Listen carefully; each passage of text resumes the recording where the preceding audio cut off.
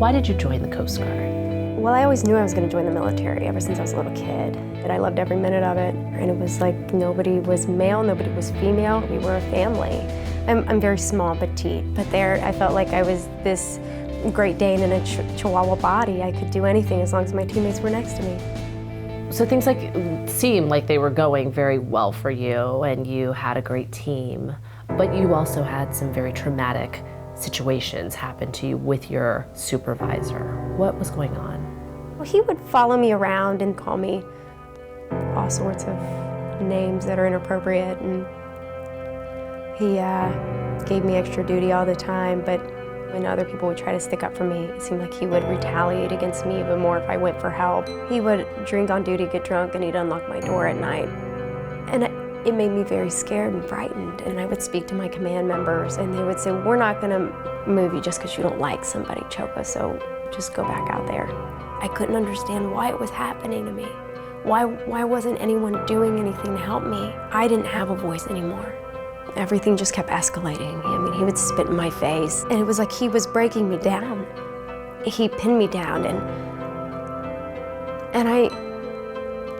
anytime I would try to say something, help, or please stop, please, please, he would hit me, but he'd hit me like right in my ear on the left side.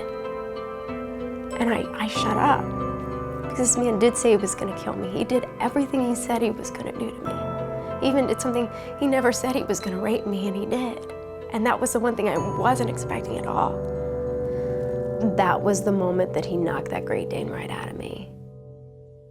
Was it from that point on that you left the Coast Guard? What happened to you at that point? I was getting treatment for my injuries, and that's when they gave me orders, and they discharged me. And he got 30 days restriction. He got bumped down in rank, and that's really sad that this crime is just happening and nobody's blinking an eye at it. And that's not the Coast Guard that I joined. And at that point, I didn't want to be here anymore. I didn't want to be alive.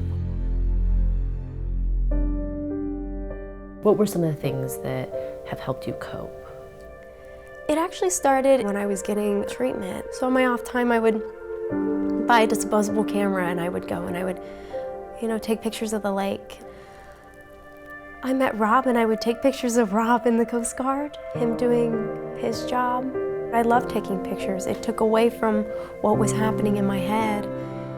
Now, if I'm triggered by something or if I have nightmares all night, I grab my camera and I focus on what's important through that lens. So I'm thinking of all these other things rather than my trauma and my trigger at the moment. It helps my brain switch gears. I'll go out and I will just walk somewhere. Abandoned places are probably my most favorite. There's something so beautiful about it. It really relates to someone with PTSD, and a lot of people will look at you and say, well, you look okay, you look put together, you look well, and they have no idea. Because PTSD is an invisible disorder. And if you were to take a veteran with PTSD and turn them inside out, they would be just like that abandoned building. Broken windows. It's just beautiful about the way that it's still standing after it's been forgotten and destroyed.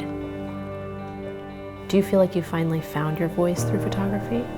I have. It helps me understand myself. I can see at that time when I took that picture, oh, it's dark. I must have been really sad that day, or I must have a hard day. And there's one that's really bright and happy and beautiful. That was a good day. When I look through my lens, I see my kids smiling. I see them happy. And it's like I win.